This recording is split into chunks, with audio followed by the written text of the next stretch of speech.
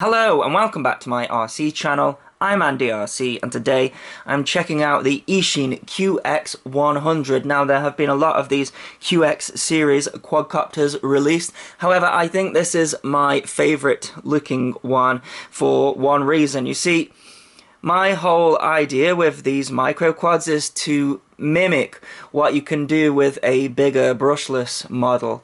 And the fact that this one looks like a shrunken down mini quad, I really like that. In fact, if I take this quadcopter here, it looks pretty much identical in design, even the same coloured props. That's a nice touch. But of course this one, brushed motors, it's much safer, much smaller, and can be flown indoors, and I really like that. Now, the first thing that I think everyone's going to be thinking about when a new one of these QX quadcopters come out is, does it have the same motors as the QX95? Because at the moment that is currently the best one of these series in my opinion, and from what I can see the motors do look the same as the QX95. The only indication that I have is these four holes on the top here, and the QX95 also has those four holes and a short shaft as well, which these also have. The thing is though, you aren't going to be able to put bigger propellers on this. You can see there, these are the stock propellers and they are just about missing. So with the QX95 you could put these guys on. They are the rolling spider propellers. And you can see there, they are going to hit if you put these on there. So we are limited already to these propellers or Hubsan propellers. However, I think these propellers are pretty good, so I'm going to be flying it with this. So what else do you get? Well, of course, as I mentioned, they do seem to be the same motors as the QX95. I'll have to check that out in the test flight. They are 8.5mm motors. We have got this X-frame configuration here, and it feels really light actually. Now the flight controller is different than the other QX models. This is a NAS 32 variant, so it's a little bit different. It's an F3 and it has a built-in DSM2 DSMX receiver, so it's going to be lighter. However, the DSM2 DSMX protocol is a little bit old now, so you can't really use it with a FreeSky transmitter unless you have got a DSMX DSM2 module in it, which is what I have got.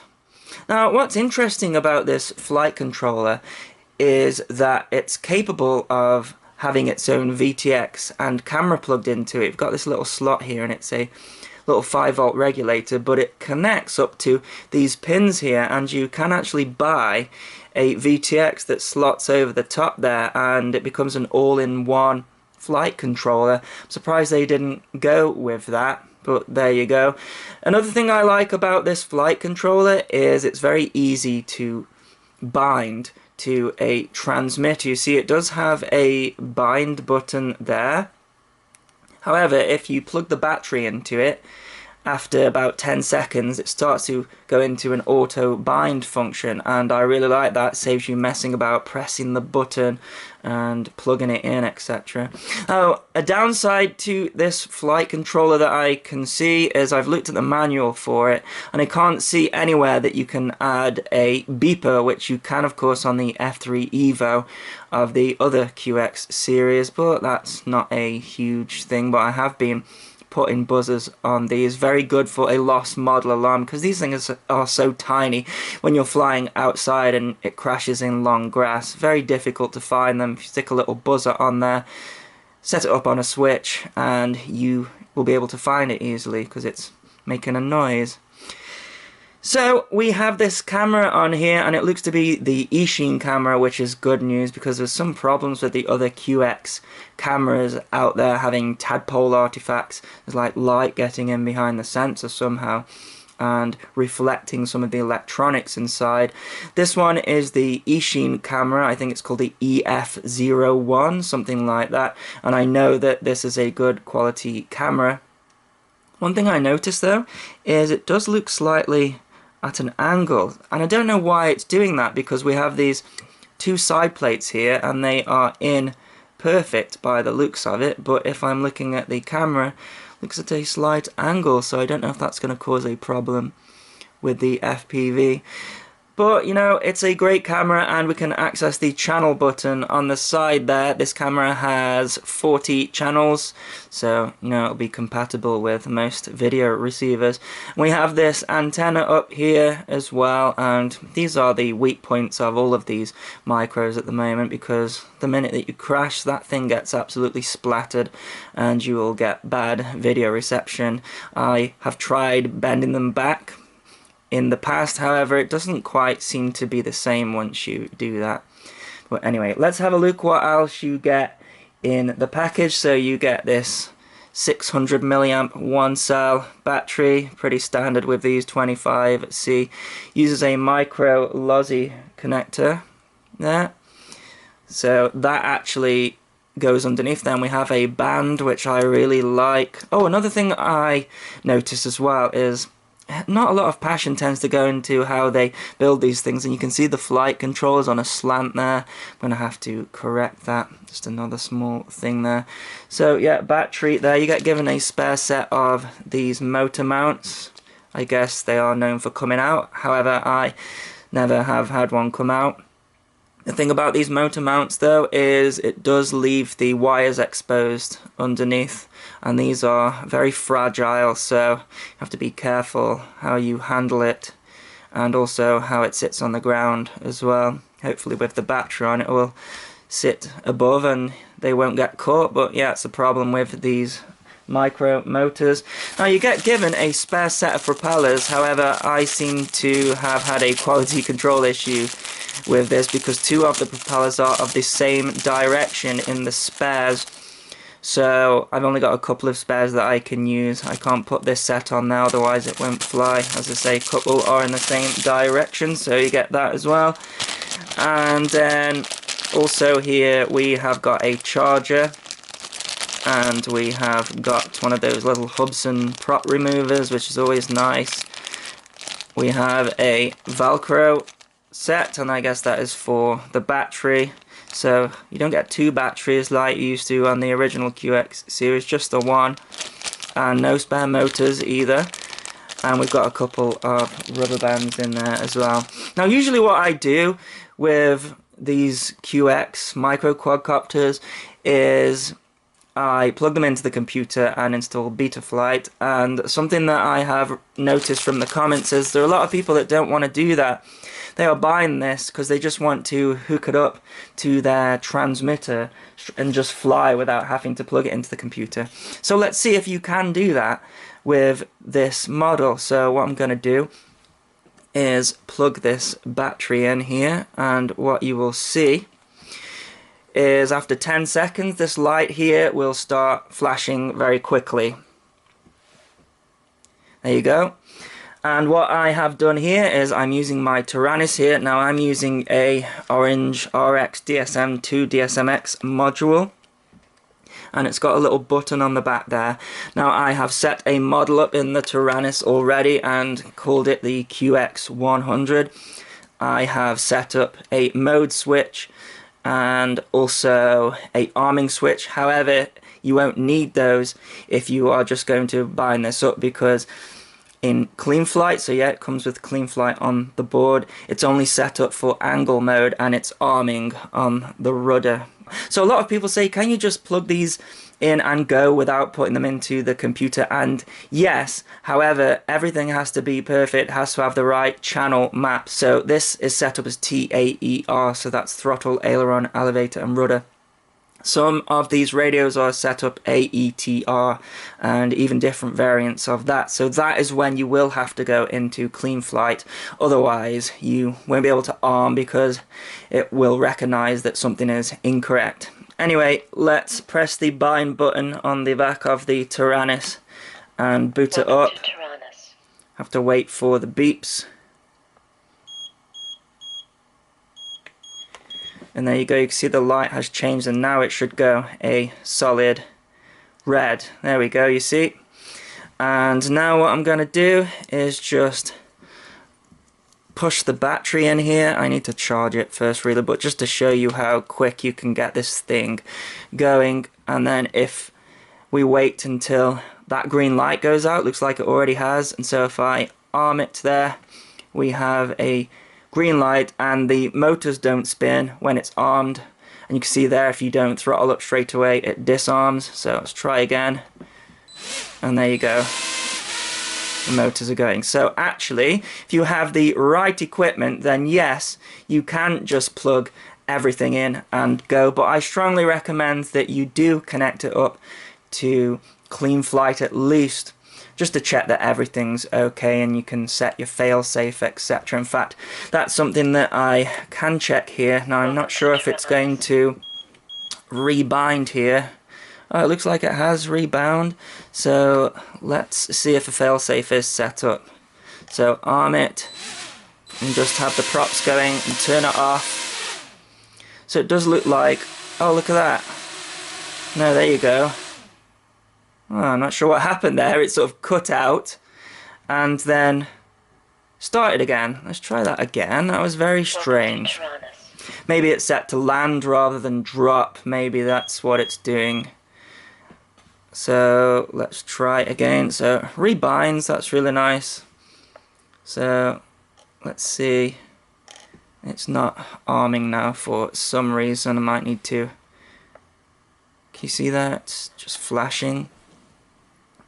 So maybe when it detects a fail-safe situation, it won't take off again once it's rebound. So we need to wait for that light to turn off. Let's try again. So arm it, turn off the transmitter, cuts out, starts again, cuts out.